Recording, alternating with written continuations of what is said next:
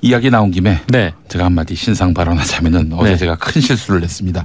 김용민의 정치쇼 생방송 중에 어떤 청취자분께서 트럼프 대통령에게 우리가 가서 슈퍼그레이트라고 응원의 메시지를 보내자고 해서 저도 트럼프 대통령 트위터 가서 최신 트위터에다가 슈퍼그레이트라고 썼는데 보니까 그 글이 트럼프 대통령 가까운 분에게 흉사가 생겼는데 그걸 이제 트럼프 대통령이 안타까워서 쓴 건데 거기다 대고 놓고 제가 슈퍼그레이트라고 쓴 거예요. 아이고 참.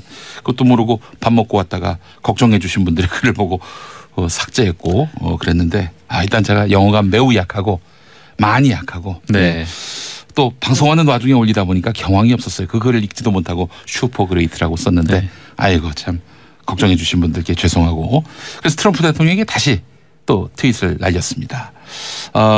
주저없이 저는 이것이 최고의 회담이었다라고 평가하면서 그때 슈퍼그레이트 다시 한번 썼습니다. 자, 정상근 기자와 함께 오늘의 주요 뉴스 살펴보겠습니다. 돈돈브리핑. 어떤 이슈부터 소개해 주시겠습니까? 네, 도널드 트럼프 미국 대통령과 김정은 북한 국무위원장이 어제 정상회담을 열고 4개항이 포함된 공동 성명에 서명했습니다. 이 4개항은 첫째, 이 북한과 미국 간 새로운 관계를 구축하기로 약속한다. 둘째, 항구적이고 안정적인 한반도 평화체제를 만드는 노력에 참여한다. 셋째, 판문점 선언을 재확인하면서 한반도의 완전한 비핵화를 위해서 노력하기로 약속한다. 넷째, 한국전쟁 포로와 실종자의 유해 발굴을 위해 노력한다. 입니다. 일각에서는 이 합의문의 CBID, 그러니까 완전하고 검증 가능하며 불가역적인 비핵화가 안 들어가 있다라면서 트럼프에 의해 농락당했다라고 주장을 하는 신문도 있었어요. 완전한 비핵화란 말이 들어갔잖아요. 네, 그러니까 V가 없다는 거죠. 검증 가능한 이게 없다는 건데. 없다.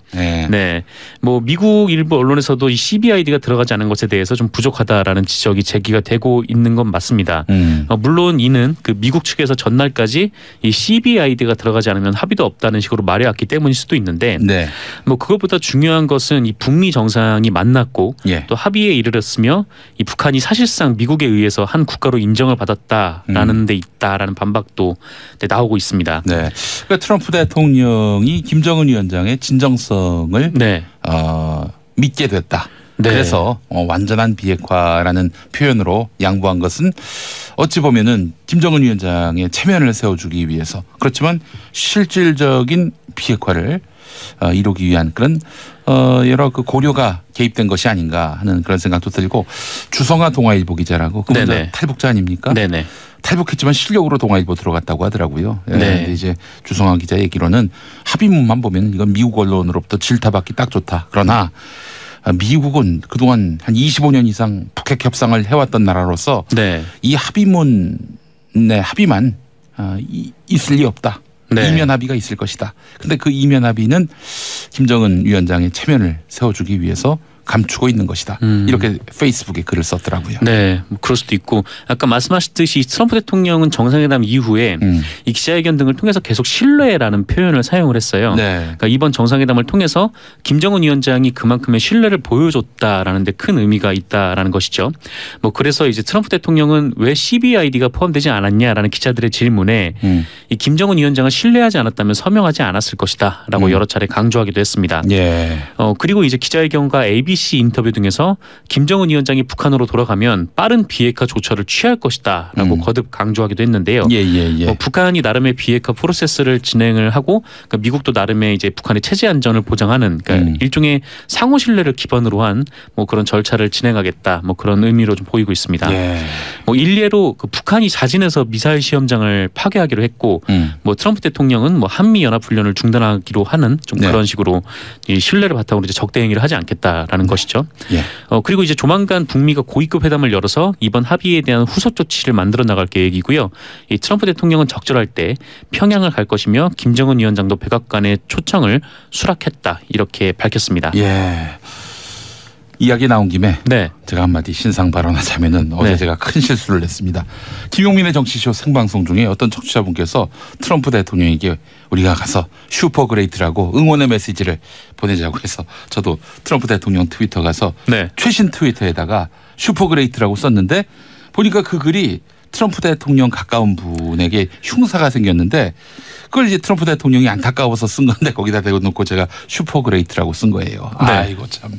그것도 모르고 밥 먹고 왔다가 걱정해 주신 분들의 글을 보고 삭제했고 그랬는데 일단 제가 영어가 매우 약하고 많이 약하고 네. 또 방송하는 와중에 올리다 보니까 경황이 없었어요. 그거를 읽지도 못하고 슈퍼그레이트라고 썼는데 아이고 참 걱정해 주신 분들께 죄송하고 그래서 트럼프 대통령에게 다시 또 트윗을 날렸습니다. 주저없이 저는 이것이 최고의 회담이었다라고 평가하면서 그때 슈퍼그레이트 다시 한번 썼습니다. 앞으로 이렇게 검증 가능한 영어 실력이 아니면 네, 그러나 트위터를 자제를 해주셨으면 정말 망신은 되돌릴 수가 없는 그런 불가역적인 망신이었습니다. 네, 그렇습니다. 자, 김 의원님, 저는 사전 투표했습니다. 대신 오늘 일하네요. 신랑은 사전 투표 때도 저녁 늦게까지 일하고 오늘도 일합니다. 5시 퇴근인데 급하게 달려가서 투표해야 할 듯합니다. 네, 자기 살고 있는 곳, 주소지. 그곳에 가서 투표하셔야 됩니다. 네, 그렇습니다. 근데 이런 분들이 굉장히 많더라고요. 그러니까 오늘 뭐 공무원들이 쉬는 이제 휴일인데 출근하시는 분들이 꽤 많고 민간업체는 해당이 안 되니까. 네, 민간업체 해당이 안 돼서요. 뭐 산에 가는 분들도 많이 계신다. 뭐 직장인들이 많이 있다. 뭐 그런 얘기도 있습니다. 네, 자 그렇습니다. 근데 투표권을 보장해주지 않으면 이거 처벌 가능하니까요. 사장님들 좀 넉넉하게 그렇습니다. 노동자들 투표할 수 있도록 배려해 주시면 감사하겠습니다. 김선미님, 20살 된 딸이랑 세 식구 투표하고 왔어요라고 해주셨습니다. 아이고 훌륭하신 분들입니다. 예. 문재인 대통령이 트럼프 대통령과 통화했다고요? 네, 그 문재인 대통령이 트럼프 대통령과 통화를 했는데요. 뭐 문재인 대통령은 그 전에 이번 회담 결과에 대해서 이 지구상의 마지막 냉전을 해체한 세계사적 사건이자 그 미국과 남북이 함께 거둔 위대한 승리다라는 평가를 했습니다. 그래서 역사적인 북미 정상회담의 성공을 뜨거운 마음으로 축하한다며 위와 같이 말했는데요. 트럼프 대통령과의 통화에서는 이 남북 사이의 유해 발굴 사업이 합의가 된 상태이기 때문에 앞으로 남북미 세 나라가 함께 공동으로 유해 발굴 사업을 추진하는 것을 북한과 협의하겠다라고 밝히기도 했고요. 트럼프 대통령은 이 실무진에서는 이루기 어려운 기대 이상의 성과를 거두었다면서 이 북한이 미사일 엔진 시험장을 폐기하기로 약속한 것은 김정은 위원장이 뭔가 하고자 하는 굳은 의지를 보여준 것이다. 이렇게 평가하기도 했습니다. 네, 문재인 대통령이 아주 극찬을 아끼지 않았습니다. 그렇습니다. 김명수 대법원장이 어제 대법관 회의를 개최했는데 이제 뭐 수사 의뢰를 할지 말지 대법원장의 결단만 남은 셈이 됐어요. 그렇습니다. 이 엊그제 사실 법관 대표 회의가 열렸었거든요. 어제 전해드리지 못했었는데 이 자리에서 법관 대표 회의 결과 법관 대표들은 사법행정권 남용 사태에 관한 법관회의 선언이라는 선언문을 채택을 했습니다. 이 선언문 내용에 따르면 이번 사태는 사법행정권 남용 행위다. 라고 규정을 하면서 법관으로서 책임을 통감하고 국민 여러분께 머리 숙여 사죄함과 동시에 이번 사태에 대한 형사 절차를 포함한 성역 없는 진상조사와 철저한 책임 추궁이 필요하다라는 데 의견을 모았습니다. 그러니까 일부 고위직 판사들을 제외하고 모두 수사기관의 수사에 맡기자라는 결론을 도출을 한 셈인데요. 그리고 어제 이 대법관 간담회가 김명수 대법원장 주재로 열리면서 사실상 의견 수렴 절차는 마무리가 된 셈입니다. 이 김명수 대법원장은 뭐 일전에 이 최종 판단을 담당하는 대법원이 형사조처를 하는 것은 신중할 수밖에 없다면서 이 각계의 의견을 종합해서 최종적으로 결정하겠다라고 말한 바 있거든요. 근데 이제 다 각계 법원 내 각계의 의견들이 다 나온 셈이죠. 지금 이제 사법농단과 관련해서 당사자들이 검찰에 낸 고발장만 지금 16개라고 하는데 뭐 더 이상 지금 미룰 수도 없는 상황이어서 지금 김명수 대법원장의 입이 좀 어떤 얘기를 꺼낼지 귀추가 주목되고 있습니다. 코너로 몰렸네요. 김명수 대법원장 진작에 좀 돌파를 하시지. 좀 스스로 이렇게 고립이 된 측면도 있다는 생각도 들고 국민만 믿고 나가면 안 되나 하는 그런 아쉬움을 얘기하는 분들이 많더라고요. 그렇습니다. 뭐 명분으로 이제 세웠던 뭐 각계의 모든 그런 의견들이 종합이 됐으니까 국민만 보고 지금이라도 좀 빠르게 결단을 내리면 어떨까 싶습니다. 짧게 최경환 전 경제부총리 관련한 소식 전해주시죠. 네, 엊그제 서울중앙지법 형사 21부에서 최경환 전 부총리에 대한 결심 공판이 열렸는데요. 이 최경환 전 부총리는 2014년 그 이병기 당시 국정원장으로부터 청탁을 받고 국정원 예산을 증액해준 뒤 현금 1억 원의 뇌물을 수수한 혐의를 받고 있었습니다. 이 최경환 전 부총리는 혐의를 계속 부인했는데 이미 이병기 전 국정원장이 다 풀었던 그런 상태인 거죠.